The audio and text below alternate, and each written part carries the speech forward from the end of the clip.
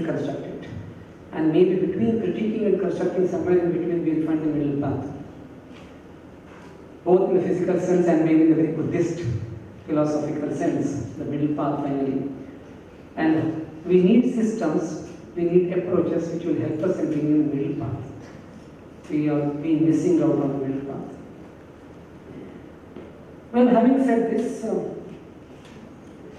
we haven't yet heard essentially what Nagaraj Bastare thinks and Srinivas Lavalli think. So I'll request upon both of them to speak for about 5 minutes or so each, just to give an idea of their mind. Nagaraj?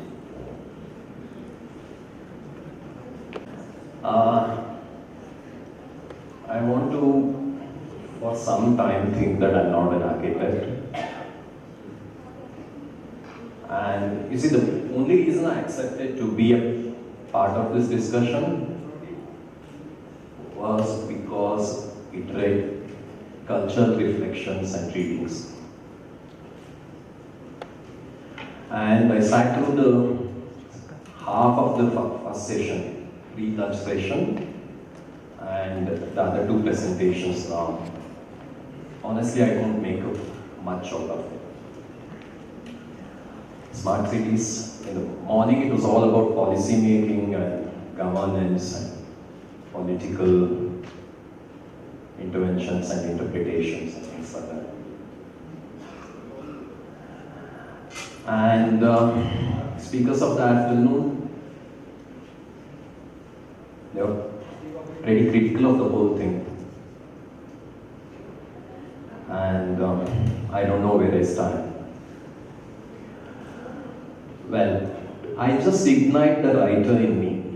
For me as a writer, all that I would be interested is that what are the architectural, physical connotations. I'm not an architect. Physical connotations, physical manifestations of this whole notion of being smart. When I migrated to Bengaluru in 1984, a plate of idli would cost 1 rupee, and to make a call, it would cost me 50 rupees. Today, the whole thing has reversed. Right? I make a call at 1 rupee, and a plate of idli costs me 50 rupees. What do I call this? I'm standing at a time where everything gets inverted. Situations get inverted. I'm just, I may go totally offbeat or offhand. How many of you know the story of Samudra Manthan?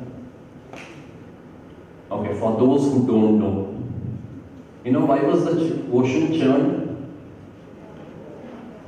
Because Indra, the king of that gods, his position was at stake, and it was to be occupied by an anti-god called Bali. Now all the gods went to Vishnu, asking him for a master plan. Our man Vishnu, he was such a strategist. Okay, he said, let's sign a pact with all the anti-gods. Let's churn the ocean. That was the ocean of milk. And as per the pact, a huge snake was brought as the rope, and the Mandara Parvata was brought in, and anti-gods were made to hold the spout or snout of the snake, and gods held the tail of it. And during churning, the snake emitted so much of poison, and that was all taken by the anti-gods. And what did gods get? They got something called as Amrita, which was the nectar of immortality. But all the valuables that came out during Manthan, they were all snatched away by Vishnu himself. He married Lakshmi, and one of the pendants, most valuable pendant, he wore it, and the rest of it were taken by India. So in this so-called smart city project, I don't know, I really don't know, as an end user, what I would get, who makes money, and who conceived this notion. Thank you so much. To get an answer for this doubt, you are going to have your mind. Srinivas. Namaskar. Good afternoon, everyone. After the tea, I think we're all back. It's very difficult to follow that presentation on water and what's happening. One thing that occurs to me is that we are not just already a smart city, but we're a smart village, smart country, smart civilization for a very, very long time, as you could see those amazing slides were presented to me. So what we're trying to do with smart cities is really about branding. Governance has been eroding in this country, many other parts of the world, but let's talk about our country. And to cover that gap of governance, where people are asking more and more questions, a nice little band-aids and programs are being thrown at people so that we don't ask too many questions. That's my personal opinion. Now, how many of you have voter ID in this audience? Very good. How many of you have ever voted in an election? I'm sure most of you are adults. Okay. So about 20%, I think, voted in an election. And probably many of you are not from Bangalore, is that right? That's one of the reasons. Okay. Right. So, where I come from, and you heard about me a little bit, I'm not an architect, I'm not an expert in any of these domains. I'm yet another software engineer in Bangalore. We have a lot of them. We have as many software engineers as government workers in the city. So we are also a very big employee base in the city. But I'm also deeply passionate about Bangalore and what's happening to this city. As someone who's been in Silicon Valley for a very long time and wanted to be in the so-called Silicon Valley of India, Bangalore is a dream come true for many of us. I think till today, even after last night's rain, Bangalore is the best city in the world. That's what I think. And it can remain so if you all decide to make it so. That's where I come from. But will it happen if you just wish for it? Maybe not. We can see things going downhill. So we need to speak up at some point. So that's where we come from. We 1 year ago, around this time, September, August, actually, I saw a message or a post in the newspaper that said, we are going to build a flyover from Chalukya Circle to Hebbal, which will be 6.7 kilometers and 1490 crores. And by the time we are done with it, your travel to airport will be reduced by 7 minutes. And this infuriated me, right? Because if you talk to anybody in Bangalore, whether you are in a slum or you are in a villa community or in a skyrise or you are a CEO or you are a auto driver, whoever you are, the one word, the four-letter word in Bangalore is traffic, right? And this is seen as being shown as a solution to that. So I was outraged by it, and like all typical Bangalore software engineers do, I went ahead and put a change.org petition. Said, say no to this VIP flyover. This is VIP flyover because it's going to the airport. There are 1.2 crore people here and hardly 50,000 people go to the damn airport, and we are going to spend 1,500 crores of our money for that. Doesn't make any sense. That money should be spent for other interventions, like, for example, public transport. How many of you are from Mumbai? Anyone from Mumbai? Mumbai has twice the population as Bangalore. You know how much of vehicle population Mumbai has? Half of Bangalore. How did that happen? Any guess? Local train. Every day, 75 lakh people take the local train. And I've been doing that for how many years? 100 years, almost. Right? Chennai, Lucknow, Hyderabad even. Many of the cities have developed public transport systems for many years or recently, but Bangalore never had one. So we became the capital, auto capital of India, and now we have 74 lakh vehicles in the city. For 1.2 crore people, we have 74 lakh vehicles in the city. And how many of them are buses? Any guess? 6,000. Yes. And how many of the people do 6,000 buses carry? 50 lakh. So we have 73 lakh 90,000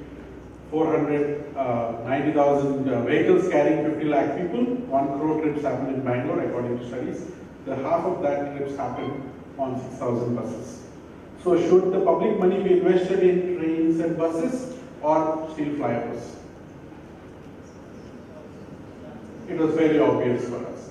So we started that, and then, as they say, it became a hugely successful citizen movement where on October 16, 2016, almost a year ago, some 8,000 people showed up to form a human chain on that. Some of you might have been part of that. Ever since that success, and also helped by some other revelations of dairies where there is notes of bribes given and all these things have taken light, as well as the legal cases the citizens support, the steel flyover has been scrapped. And someone was making a remark at lunch that it's probably the first time when people came up and said no to something, BEDA, we call it a BEDA moment, and it actually stopped.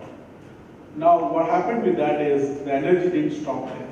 That made people think that when we want to get something done through our institutional mechanisms that Krishna referred to so many times, and that's a key word I request all of you to think about, is the public institutions of this country.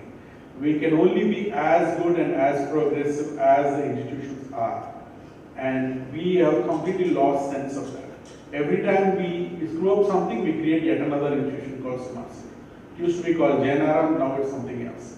What is this? It's a complete violation of Constitution in my opinion. And I'm sure Katyani would agree. Who is supposed to fix the Russell market? Who is supposed to clean up the Sankey tank? Who is supposed to do anything in Bangalore? The Bangalore government. Not the Karnataka government, the Bangalore government. What is the Bangalore government? Does any of you know? It's called the BBMP. So what is the central government got to do with smart cities vision? Absolutely nothing. They should worry about protecting our borders. They should worry about international trade, right? What should they care about cleaning up Russell market? One of the topic things that all young people should learn and adopt and in the thinking and whatever you do, and it will help you in your profession as well, is something known as theory of subsidiarity. Things that need to be done at a certain level should be done by that people, right? Things that students do, like organizing a student fest, the principals and the dean should not get involved in that. There will be a one boring student fest. Right? Things that professors and academicians should do, seminars, they need to do that. Something else, somebody else need to do that. Similarly, dealing with city issues should be dealt by city government. So why am I talking about all these things? Unless and until the people of India, the citizens, the public, put pressure on our institutions to behave in a disciplined manner, where they do their job and don't poke their fingers and nose in other places, we don't get a proper India. So we need to make sure our voice is heard in a way that it makes sense. If one of the thoughts that ran in my mind, and for most of you, is there is all these issues in Bangalore. We have had amazing speakers here today. Would you agree that Rain Man knows a lot about water?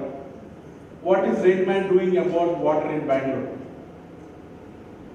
From a formal sense, institutional sense. Why is he not the chief water officer of Bangalore? Why is Katyani not part of BBMP? Why is Satya not thinking about the urban spaces and heritage in Bangalore in any formal sense? They are not. They're taken out of the system. So what we want to do in Citizens for Bengaluru, and it's a citizen movement with no registration, no bank account, no nothing. We're just a bunch of people get together to raise our voice, is to try to put public pressure on political class to do the right things for Bangalore. And we know that the only thing the politicians understand is feet on the ground. If I wrote my change.org petition and 10,000 people signed the petition, the flyover won't be cancelled. Would you agree? But if 8,000 people go on the street, will it get cancelled? It did. So we're trying to replicate that model, and whatever we hear about today and all of that, I feel that as citizens we have a role, and democracy is not a spectator sport. It is always about who is winning, who is losing, or you voted, you didn't vote. But what happens during that? You know, to quote from some famous personality who I can't remember right now, you know, it's eternal vigilance is the foundation of democracy. During the 5 years, what you do. So that's what we are trying to do in Citizens Movement. I invite all of you to follow us and be part of that and do your own bit in your own way. And I would be happy to participate in this panel. Thank you so much for inviting me. Monday afternoon. Those of you who, I should already see heads nodding well. So those of you who missed the morning half can't nod your head. Because you don't know what happened in the morning half.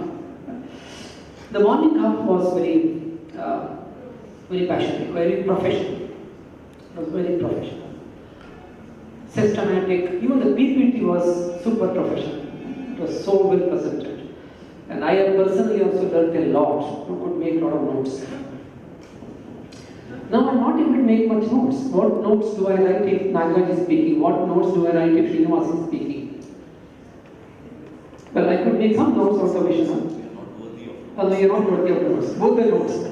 You can understand how kinds of notes you're not worthy. That's why you're misfit. See, many of us become misfit if you're not worthy of note.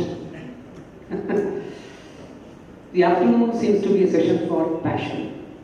We cannot take notes of passion. We cannot write down data and calculations and figures. It is something which has to touch our hearts and minds. This is not to demean the morning session, definitely not. Please don't take it that way. Because we both are needed, as we were discussing. We need to be able to combine both profession and the passion together. Anyway, we'll hear what the audience has to say.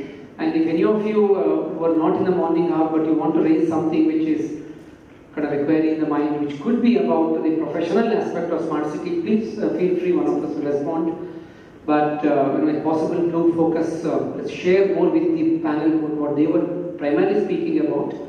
But otherwise, any other query is also welcome. Questions or sharing of thought, whatever, a couple of them, then we will revert back to the panel. I am architect Sunil Shastri, and my question will be to Vishwanath sir. Regarding the water, we are getting a huge number. Now, if I try to understand what happens to that 135 liter, out of that 5 to 10 liters goes for drinking and my kitchen works. 30 liters goes for flushing. So I am left with 90 liters, which is easily treatable. That 90 liter, it is bathing, washing the clothes, and that is easily treatable.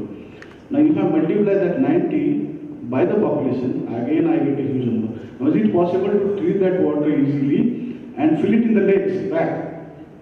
And you just imagine 1.2 crore multiplied by 90 multiplied by 365. How much water we can have in a year?